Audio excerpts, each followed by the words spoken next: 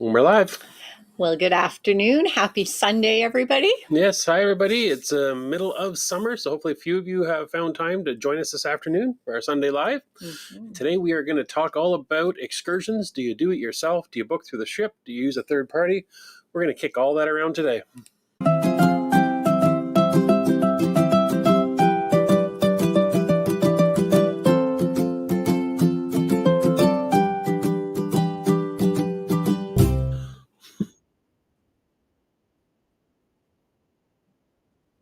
The big delay was there for them.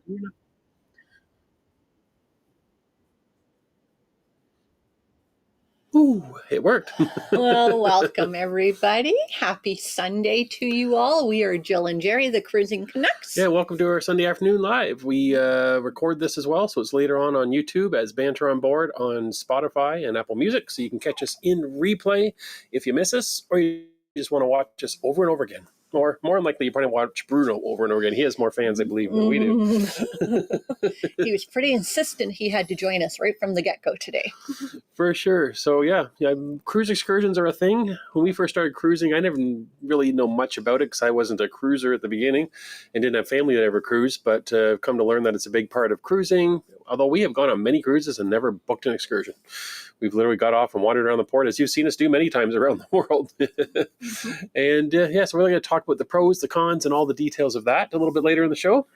And before then, I guess we should just say hello. It's been 2 weeks. We've been doing our lives every other week during the summer since we wanted to give everybody a chance to get out and relax and go boating or play some golf or whatever we want to do or watch some golf. And looks like Scotty just won the British Open. I caught that before we came down here. Hope you didn't give it away. Hope nobody has it recorded and you just gave away the ending. If you had it recorded, it was like right down to the last second and it was so close.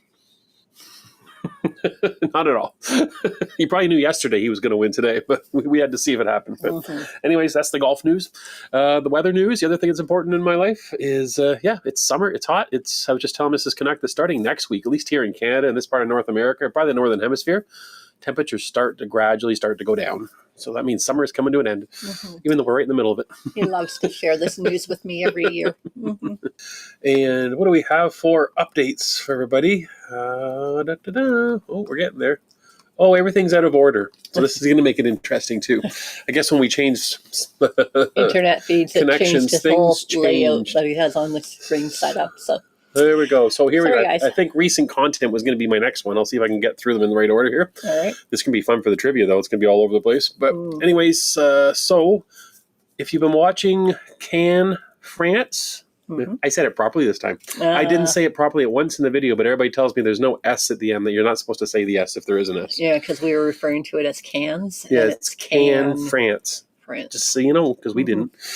And so that came out recently, as did Florence. We were dying to get back to Florence, and in our last cruise before the last one, we didn't get there because of a storm, so we were disappointed. So we finally got back to Florence for a second time and managed to redo a couple things and did a couple new things and all that fun stuff. So that's what's out. And what's coming up this week, I am working on Naples. So Naples was our next stop after Florence. You'll be seeing that in the next few days ahead. We go to the original place where pizza started. So don't miss that. Speaking of food, a lot of people seem to think that comparing pastries in Italy to Tim Hortons is not an appropriate thing. I'm so thankful for that comment. I forget the name of the person that wrote it, but someone literally said to me, Jill, you have your work cut out with Jerry if you're going to allow him to refer to the pastries that you're having while traveling through Europe to comparing them to not quite as good as Tim Hortons. I agree. Like, I can't understand how his brain and taste buds work. I'll never figure it out, guys, because you can't. There's no comparison to what we were eating in that was in Florence where you had the donut. Yeah, it was a good donut. It was delicious. I'm not sure if it was even, Sue Bakery does an apple fritter. It might be better. I don't know. Superior Bakery, yes, and Sault Ste. Marie. But anyways, that was that. And so I'm going to go through, just to warn you, if you don't like my honest opinions of food, I might have a couple comments in Naples about the pizza too. So it doesn't. They're literally going to stop allowing us into countries because, Naples obviously is known for the birthplace of pizza, and you're probably comparing it to pizza, Well, are you? I think I'm allowed to compare it to my pizza I make, am I not? I don't know. Anyways, we digress. But that's the content coming up this week. Then after Naples, we actually do, I think before we do our next live, you're going to see us in Rome. So I just have to say before you move on, though, about this whole food thing, you think after all the cruises, guys, and all of the countries we've brought him to and all the wonderful restaurants we've had the opportunity to dine in on the cruise ships and in ports and that maybe his palate would develop a little bit more as he's aged, but I feel like it's still stuck at like the palate of a 3-year-old. No, I don't know. I don't know if I liked, when I was 3, I didn't like extra toppings on my pizza. I do now, so that's evolved. Oh, okay. Don't you think?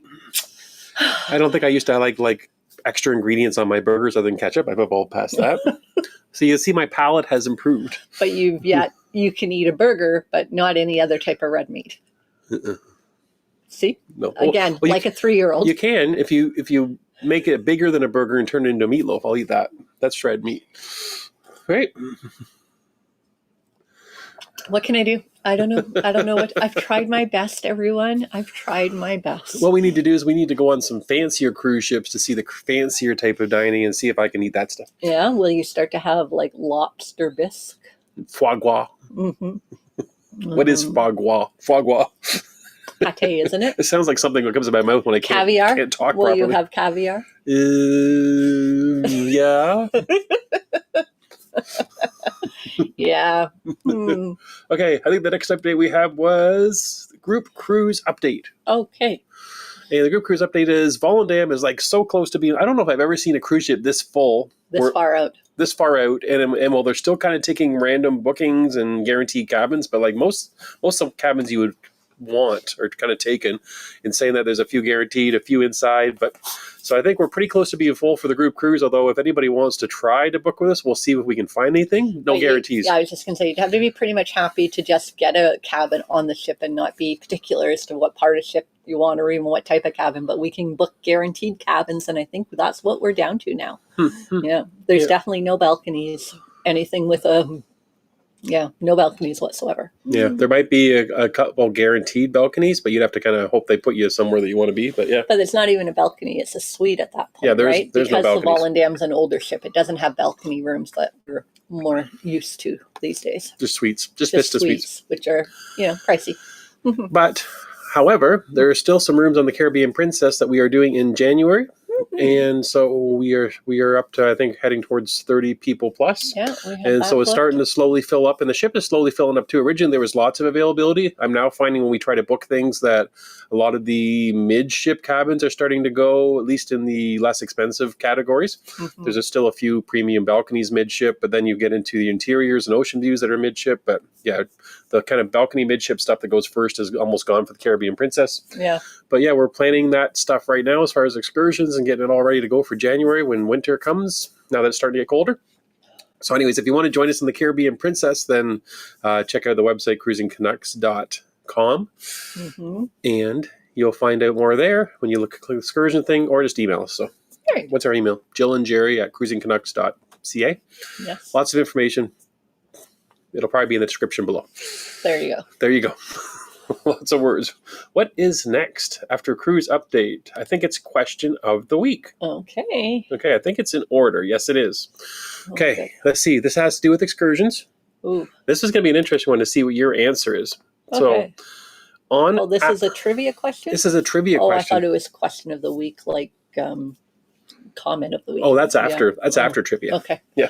Okay, this is trivia. Get my head around that. Here he is. So everybody's had a chance to see the question. There's going to be a multiple choice. You don't have to guess at this. Okay. On average, how far ahead do people book European shore excursions? So you've got the word European is key, and how far ahead in terms of weeks do they book, do you think, on average? This was a study done of people that book excursions and how far ahead they book them.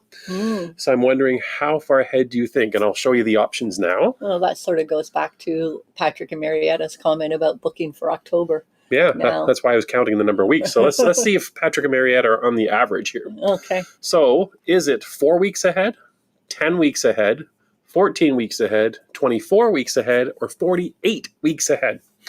So I'm curious to know what people think, how far out, and we're talking European excursion. I think the difference there is simply because majority of cruisers are still North American, so that seems more exotic. So maybe it's longer than elsewhere. I don't know. I'm guessing. I don't know. I've been seeing a lot of people book really early ahead, a lot earlier than you and I do. For sure. So I think I might go with. Do I go with 48 or 24? I think I'll go with 24 weeks ahead. I'm just looking to see everyone's comments coming here. We got a 10, a 14, 10, 48, 24, 48, 48. Well, we got almost every answer there except 4 weeks. Yeah, 4 weeks is a little last minute, I think.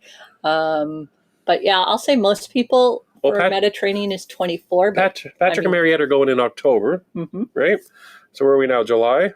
So that'd be August, September, October. So that would be 3 times 4 is around 14 weeks. Around 12 to 14 weeks would be, yeah. So what was your guess? I'm going to go with 24 weeks, but I mean, us personally, it would probably be more like 10 weeks. Okay, the answer is for booking ahead in a European excursion, the average is 14 weeks. Ooh, there you go. Patrick and Marietta win. You're doing it right at the right time. So there you go. So that's the average. Now, I'm sure a lot of people book it almost as soon as they book the cruise, a year ahead if they can. Some people wait until the week before. That's kind of us sometimes, but... Well, I mean, when we first started cruising, you couldn't book them beforehand, right? You had to book them when you got on ship, and usually it was a mad line, big long line at the excursion desk when you first got on board. It was something that you did as soon as you got on board to get the ones you wanted. But I mean, in saying that, then it gave sort of everybody the chance to get them because they weren't sold out so far ahead of time. But anyways, it's all now that everybody does it all online and through apps, people are able to do it earlier and earlier. There you go. And if you know me, what do I like? Last minute. Yeah. And what do I like when it comes to the show, when it comes to trivia? A follow-up related trivia question. Oh. We have a second one related to that one. Okay. Let's see if you can get this one. Here is the second follow-up trivia question to that one. Okay. How far ahead do people book excursions if they're doing a Caribbean cruise? And I will give you the same options as you had before. 4, 10, 14, 24, and 48 weeks. Is it a different answer? I don't know. That's the trick in this. Is it different or is it the same if they're booking a Caribbean?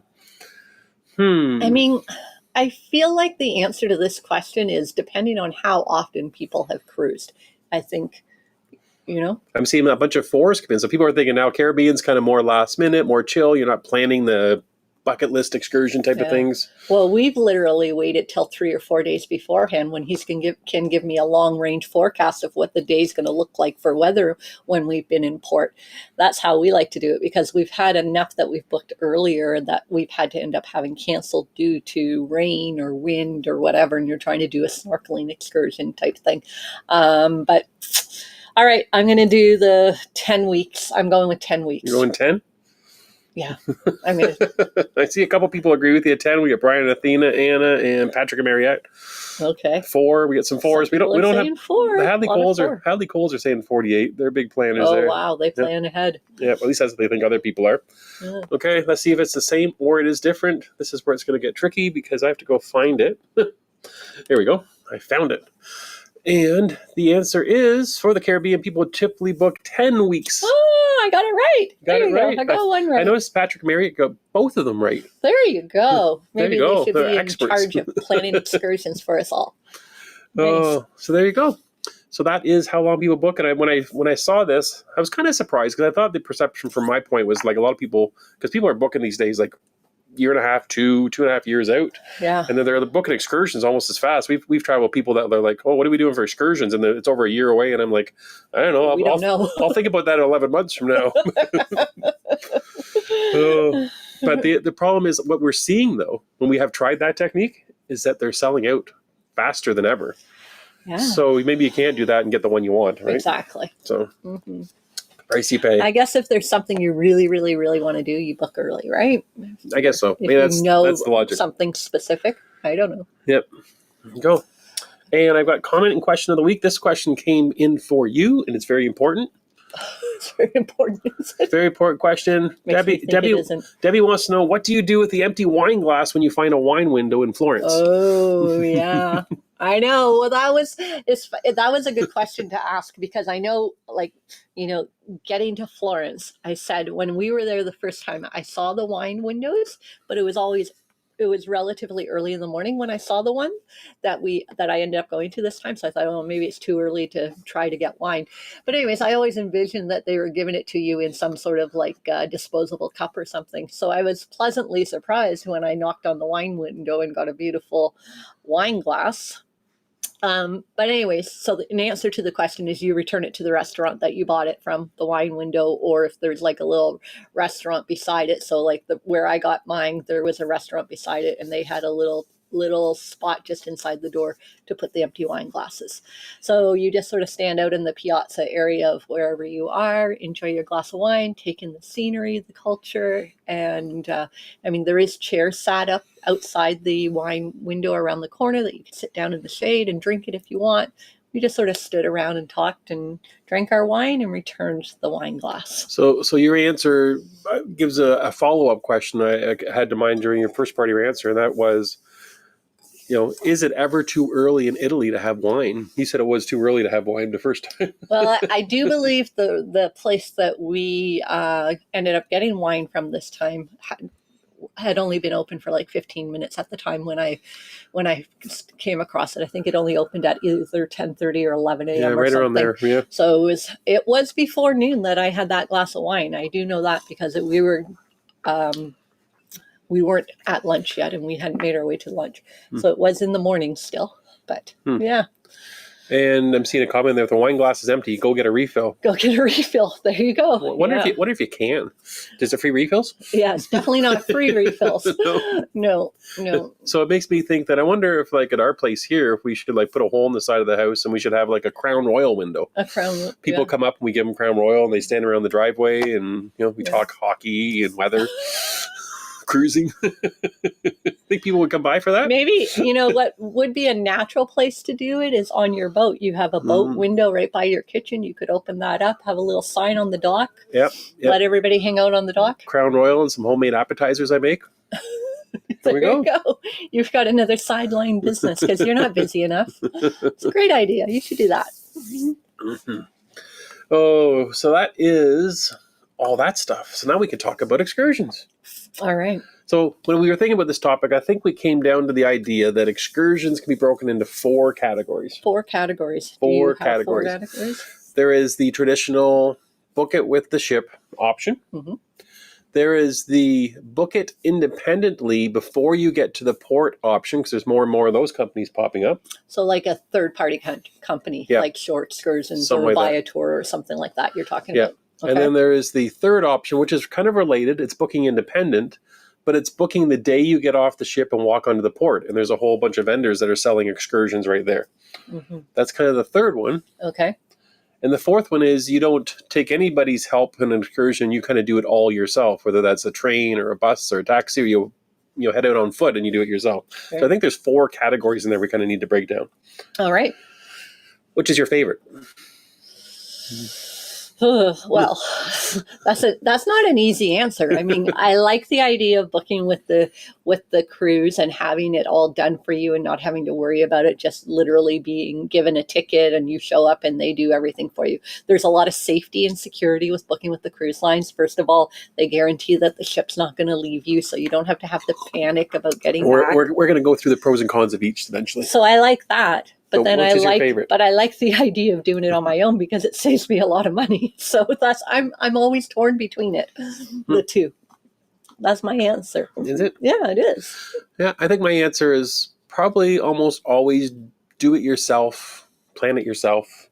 It is. Only because I can kind of control what's going on. I find that if I'm on an organized tour, I've had some really good ones where they were perfect and I wouldn't have changed a thing. And I've had other ones where I feel like, well, this is a waste of time. Or if you're a large group, we've had situations where you're sitting around waiting for other members of the group to get back on the bus for an hour because they decided not to come back on time, and it ruins an hour of your day in Paris, right? Absolutely. We've had that type of experience. We have had that happen. Yeah. And we've also had experiences where we felt like it was just too many people, especially for the way that they were getting you around. And like we had an experience in our Eastern Canada one on a bus where it was like way too many people in the bus. We ended up sitting in the back corner. It was an awful experience back there. Kind of ruined our day that we we wanted to do this planned excursion for us, and it didn't work out. Yeah. And we kind of thought we should just got a rental car and we drove there ourselves. Is kind of what we thought. It's true. It's true. So yeah, so we've had that, but there is some hazards and some cons with doing that though. So I don't know. We could walk through that. Maybe that's the next step, right? Right. And as we're going through, if you have any questions or comments, we'll jump in those too. I see that a comment about the Falkland Islands penguin excursion. Now that is niche right there. Sells out early. So, I bet it does. So yeah. that would be something you'd want to book right away. And so that's the option one where you have book with the cruise ship. It sells out early. And I'm not sure if there's an excursion to this, but an excursion to a 24-hour wine fountain would be very interesting. Yes, I was just seeing that. How do we book that one? A Turner just comment, have I seen the 24-hour wine fountain in Italy? And the answer is no. So I might need some instructions and directions on where it is and how to find that for our next trip, because that sounds pretty unique. Okay, so booking with the ship, pros.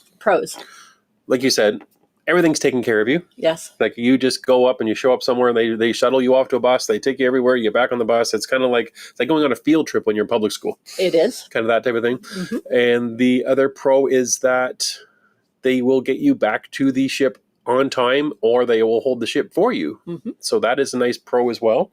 Yes. The other pro is that if anything pops up, we found this out on one of our group cruises. If something medical happens on an excursion and is reported by the tour company that they hire to do the excursion back to the ship, they will follow up with the ship's doctors to make sure that you're okay and see if you need any care. So there's that level of service if you book with the ship. That's right. So those are the advantages. The disadvantages with booking with them is that you're often with a large group of people. You're often on a giant coach bus or a very large catamaran that holds 60 or 70 people. And so you are sort of herded around a little bit like a farm animal would be at times. It feels that way. Yeah, that's one of the cons for sure is the group sizes. You don't have a lot of control of that. And it's funny because what I've seen cruise lines do lately is they'll say, here's say for example, a catamaran holds 30 people or whatever it'll say. And you'll be like, oh, wow, we got to book that one before it fills up real fast. And then all of a sudden you find out there's another one a few months later and another one a few months later. They keep on hiring catamaran after catamaran. And all of a sudden you're in a group of like 120 people. And your first impression is we're getting on the same boat with 100, but they split it up. But you don't have control of group size is what I'm saying. Yep. That is a big factor. Doug is saying that one of the advantages too would be that sometimes the ship excursions can include kind of the backstage access, the skip the line type of stuff. Tickets, absolutely. And sometimes you're even going on excursions where it's just been set up for the cruise line that you couldn't even do it privately yourself if you wanted to. So so that's another pro as well. We ran into that right now. We're booking a cruise and I saw an excursion that the cruise line was offered and I thought, oh, that would be really nice, but I didn't want to pay the price that they were charging. But I thought, I know that I can walk to where this venue is and from where we're docked and I could easily get there and do it. So I called the company direct to do what I wanted to do. And they said, oh no, we're not open that day to the public for it. It's for ship excursions only. So I couldn't book it and go and do it myself. So there is that. Yep, for sure. And I think the earlier you are in your cruise career is probably safer and more comfortable to book a ship excursion. Because you haven't done this before, you don't know the ins and outs of getting off the ship, how all that works. That I think maybe at the entry level, it's definitely a should do. That to get off and do your own thing, maybe at the very beginning, would be a challenge unless you're an experienced traveler outside of cruising as well. Paul and Wanda are making another really good point too. If you're going to a tender port and you want to do something that day, an excursion like tender ports, if you book through the ship, you're given priority to get off the ship. Yep. So you'll be the first one to be able to leave the ship and get on the tender boat to go off on your excursion. That is a huge one because we've been on some ships where we've waited a couple of hours to get on the tender boat to get off the ship because there's been so many people trying to get off. So you're right. That's another huge one. And that's a strategy we've used in the past is we look and see what locations we're going to. And if we're going to book short excursion, we'll book it where there is a tender port because we know it gives us that priority access.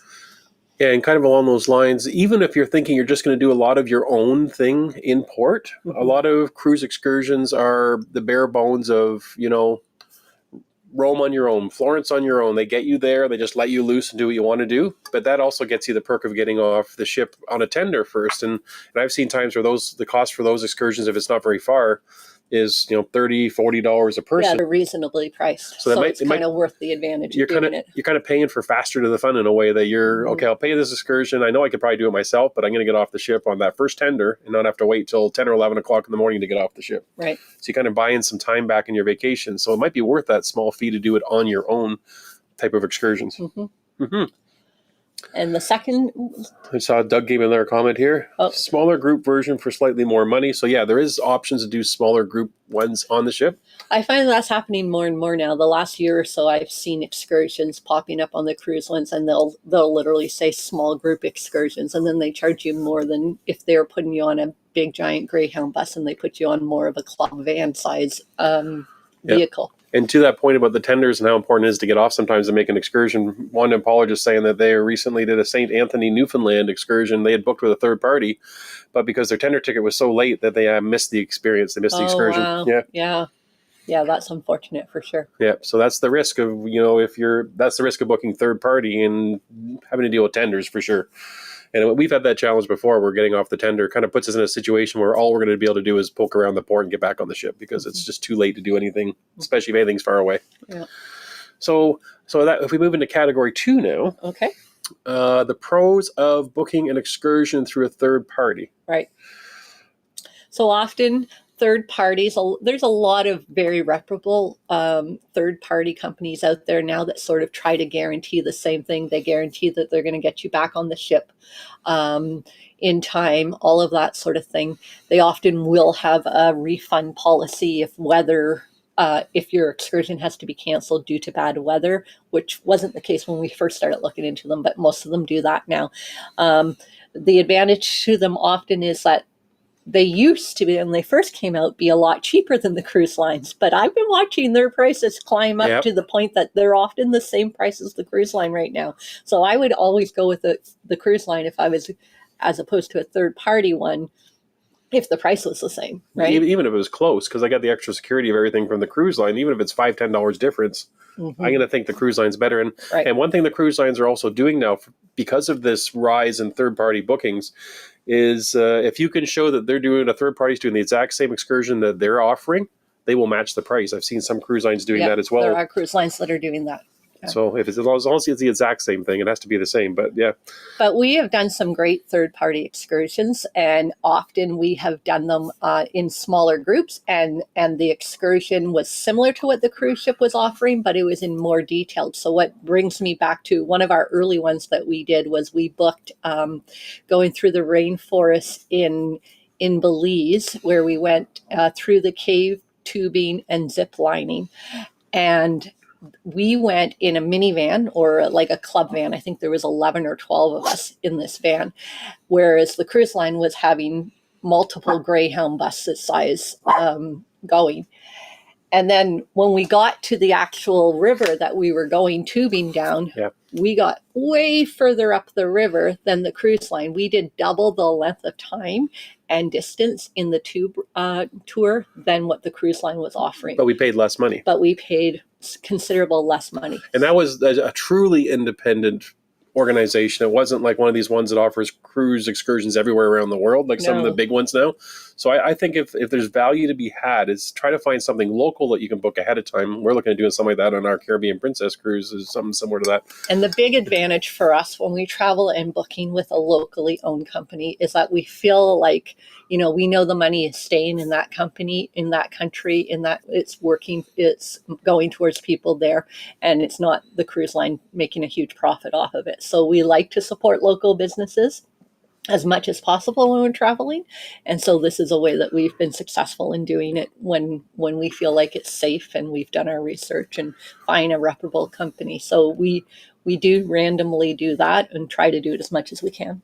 And also the similar problem is sometimes you can book them and you don't know how big the group is. Sometimes it'll guarantee a certain number of people on the excursion, but the price will be higher than if the one that's not guaranteed. So they kind of play that same type of setup as the cruise lines do. But the one big advantage that it used to be, that it was almost the same experience for less money, is kind of disappearing, that gap's not there as much. Right. And the cons are, if something happens, they may guarantee to get you back to the ship on time, but if they literally can't get back to the ship's not waiting for you. They don't have a special agreement with the ship to stay. It's leaving even if they've guaranteed it. So take that for what it's worth. Yeah, exactly. And again, the other problem, as Paul and Wanda said, is if it's third party and it's a tender port, you're going to have that challenge that you have to make sure that you're going to get there and meet on time. And if you miss that window, then you may miss the excursion. Right. So that's something else that you wouldn't have to deal with the cruise line. So I think if I had to compare those two, and they're really close, like you said, the same price, I'd be booking with the cruise ship every time. Even if it was $10 savings, I'm like, you know what? Peace of mind for $10 is, not a lot to pay when I paid thousands for the trip or hundreds for the excursion. Absolutely. Mm-hmm. And so that brings us to number 3. Okay. 3 is really interesting in a way because I think a lot of people are afraid to do it. There's the hard sell piece that's involved. There's the negotiation piece involved. But you get off of those ports, especially the Caribbean ports, you will see vendors lined up. Sometimes they got formal booths lined up where you come to a booth and you price out things. Sometimes it's people standing there with a card waving it in your face saying, can I interest you in an excursion? Mm-hmm. We've done several of those as well. We have. Miss Canuck is way better at negotiating than me. She'll ask how much, and they'll say a value, and she'll say, no, then she'll walk away and go to the next guy. So you have to be able to do that, is what I'm saying. So maybe that's a con, is you have to be able to negotiate the price, depending on where you are. Some of the islands, that's what they're expecting that, and so they start with a very high price, and you know that you can get it cheaper. But we've done a lot of hire a taxi driver and do an island tour on our own and booked. And it's been relatively inexpensive. And, I go back to last year we went to Grand Cayman. You guys might have seen that vlog when we were on the Celebrity Apex. There was a shore excursion through Celebrity that was doing an island tour of different things. And we decided to go and try to hire a taxi driver all on our own. We ended up renting a minivan because there was 4 of us, and we had a private minivan, and we divided the cost between the 4 of us, and it was way cheaper than doing what the cruise line was doing. And the cruise line was going around with the great big huge coach buses. So that was something we didn't pre-book it. We didn't anything. We just sort of had a conversation with the couple that we were going with saying, we think it's safe to do this on the Grand Cayman. And so let's give this a try and do this. And so we did, and we ended up saving ourselves quite a bit of money.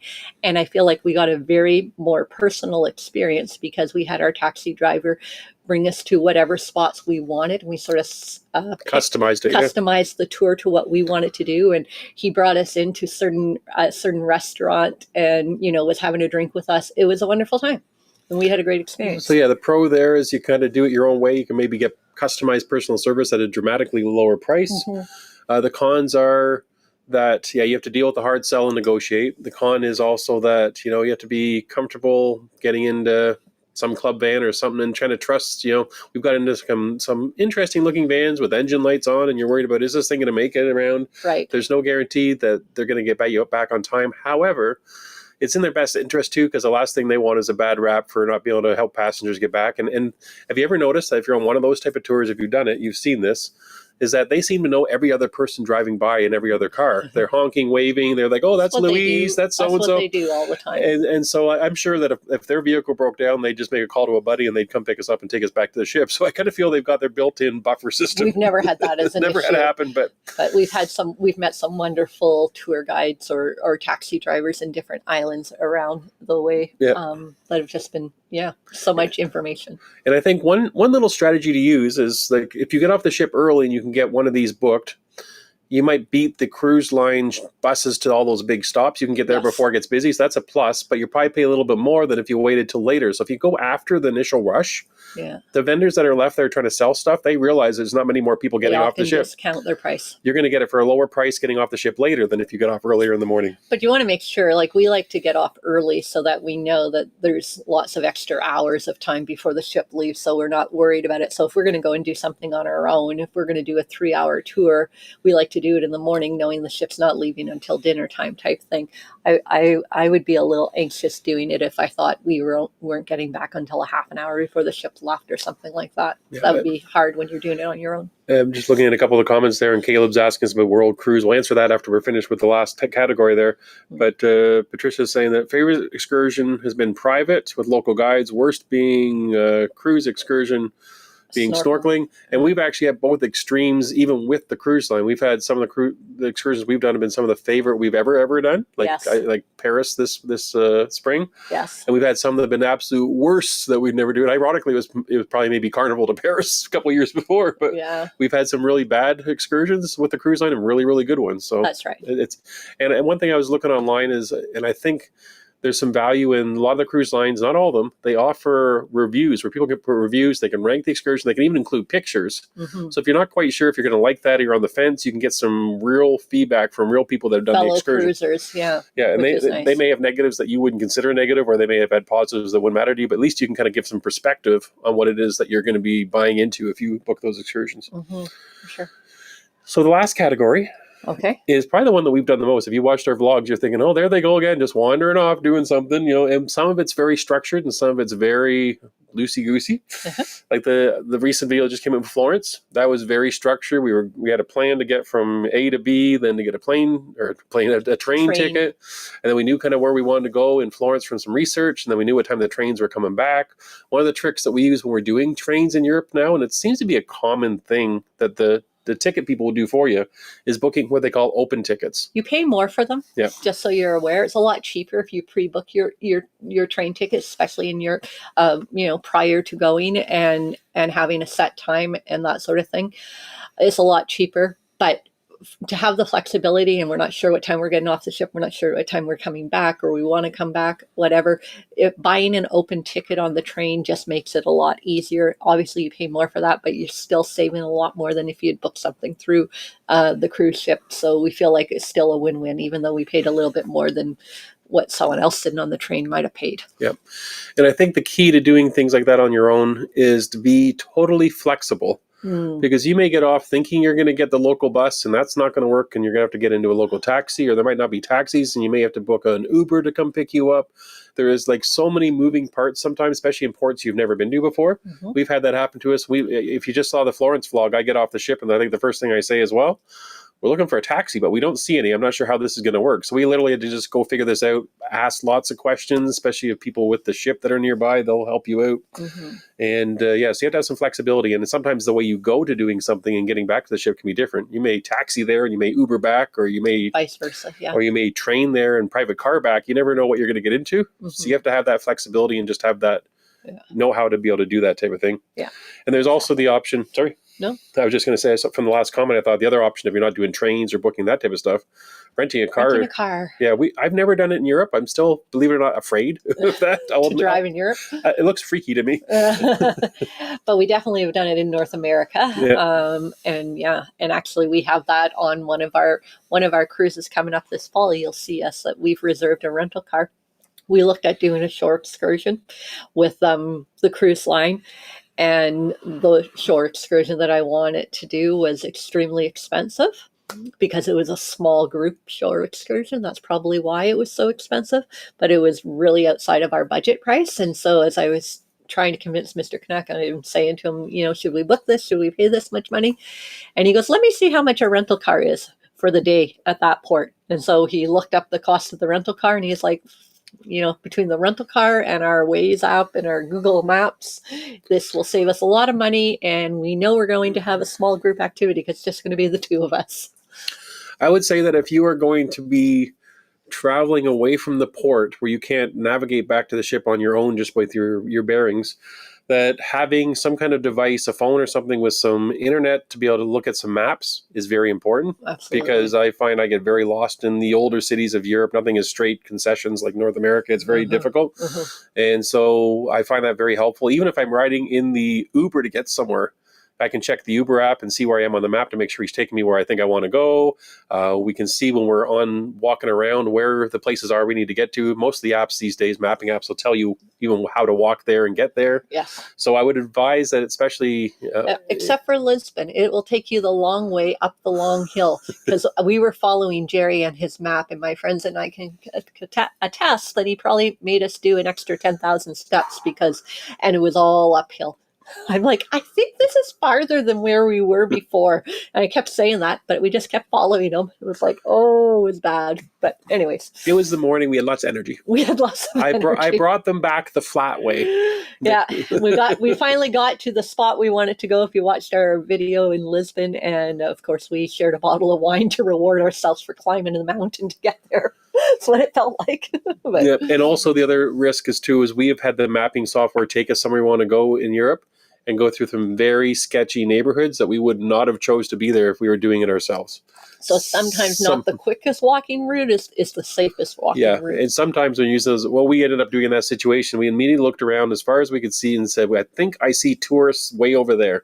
And we immediately went to where the tourist area was just because we wanted to know that there was more security, people around as opposed to being in dark alleys somewhere in Europe. Yeah. So that's one thing to watch for sure. But so the pros of doing that way is total flexibility to build your own excursion. Yes. The pros are if you can figure out how to do it and put all the pieces together, it's the least expensive option by far when you put it all together. Yeah. The cons are you've got to do all your own planning. You've got to get back to the ship on your own. You've got to be flexibility with the technology and the modes of travel. Right. So there is that burden that you take on, but the more comfortable you get with doing it, the easier it becomes. So it's one of those things where you kind of just have to break through and try it. I guess in the same category of that type of excursion is the really not do an excursion but get off the ship. Where you get off and wherever the port is, sometimes you get into a port where the town is right there, or even there's an area for the port for tourists to kind of walk around and shop. You can get off and just do your own thing, poke around and get back on the ship. We've done that quite a bit too. And sometimes we use that as kind of a precursor to an upcoming trip to the same location. We'll say, let's get off and see what's there. We'll price out the local excursions. We'll see what you can walk to or bus to or train to. Second time we come back, we do it differently because we kind of learned from the first time as to how we're going to do it the next time. So we kind of do a scouting trip before we do the actual thing. That's true. And then, if you think it's a place that this is only a once in a lifetime spot, I'll never be here again, then, that's when we tend to spend the big money. Like penguins. Like penguins, yes. Book the penguin tour, right? Yep. Yeah, exactly. For sure. And there's times that you go on a cruise excursion somewhere and you kind of see how the pieces are all put together. And you get back thinking, you know what? We can do that ourselves next time. And you literally do. And you build some more flexibility to do stuff you couldn't do because of the organized structure of the cruise tour. So we have a comment here saying, rent a car for the Anna Green Gables and do it yourself on PEI. And that's exactly what we did when we were there. We rented a car, we had the map, and we just went to all the different spots for the Anna Green Gables experience that we wanted to have. And because we did it that way, we were able to see more than what the cruise ship was offering. Because I looked at booking tours because we did have credits with Holland America to book an excursion. So I thought, well, we'll just book it because we have these credits. But we ended up saving the credit for a different location because I was able to go and see 2 extra spots that the tour bus weren't going to. So for sure, when it works that way, it usually works really well. Yeah, and what's better than driving a car through somewhere that you're wanting to explore and going by a little spot and it looks like a great little restaurant for lunch or that type of local. You can kind of soak up a little more of the local feel and you're not being driven towards where the tourists all go to. Waiting for you. So that's kind of a nice option when you do that on your own.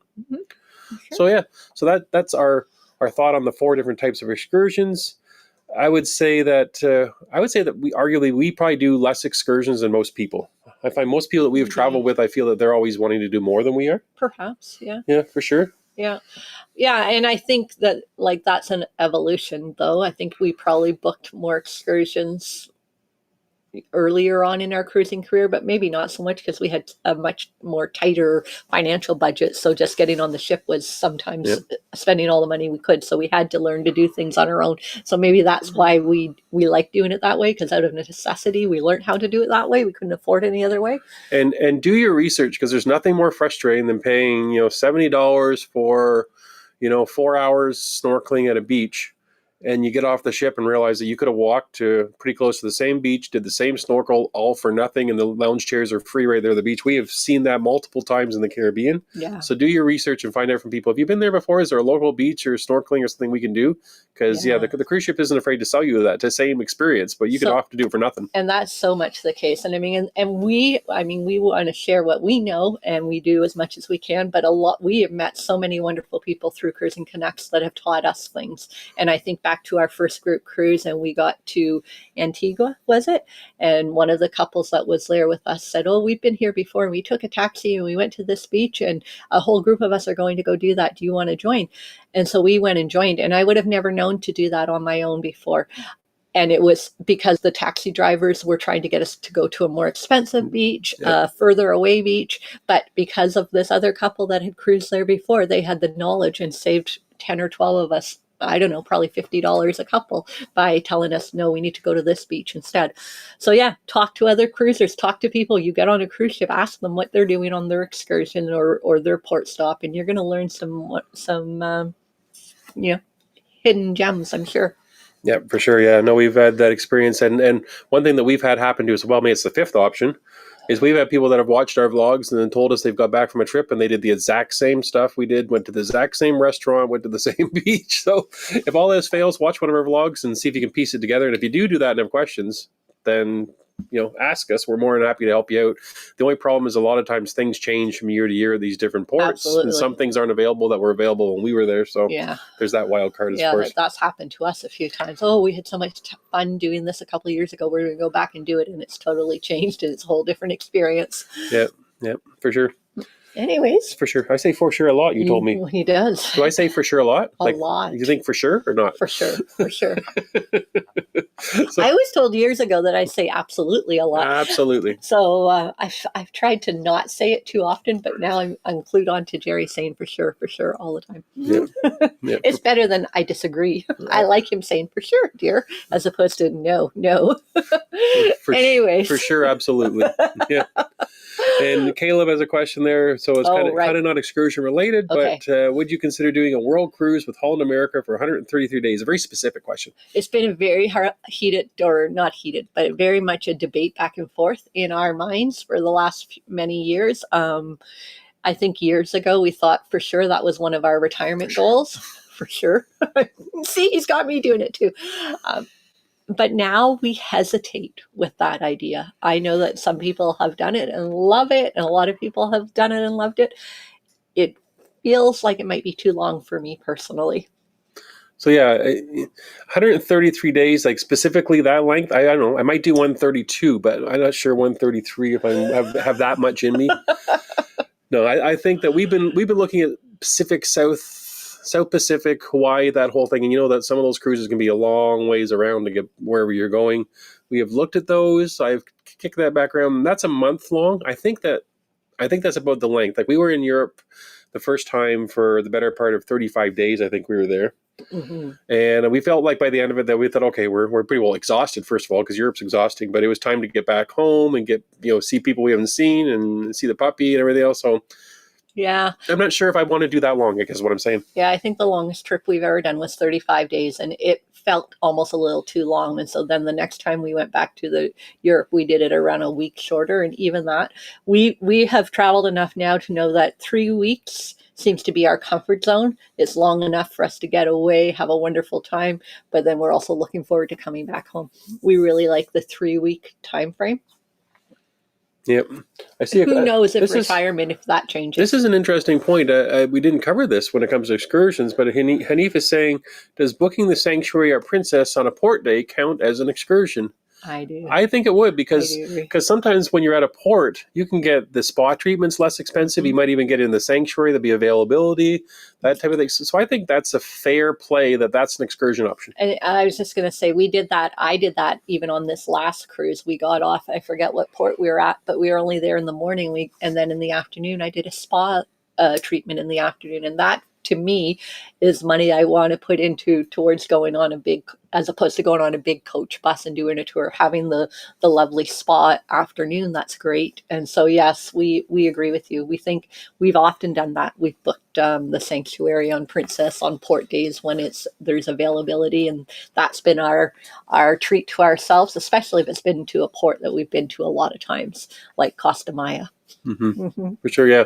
And that's kind of been our routine even on a port day over the years. If we average it all out, if there's nothing specific we want to go see that's very specific, then we'll often get off. Our exploring will be happening during the morning hours. Usually, A, it's cooler for walking around. B, we can kind of know that we can get everything explored done, and then we get back on the ship to have lunch, so we don't have to pay for a meal outside, and then we're back on and we do the afternoon on the ship before it gets busy again later in the day. That's kind of been our perfect cruise port day over the years, if we don't have something dedicated that we're booked. Mm-hmm. Yeah. Anyways, so I think we covered it all. Yeah, we have. I mean, and please, if you have any questions or comments, please feel free to ask them. please like and hit that like button on the channel, please, and subscribe if you haven't already done so. But we hope everybody has a wonderful week. Happy Sunday, everybody. Happy Sunday. We'll be back in 2 weeks' time. Talk to you later. Bye for now. Bye-bye.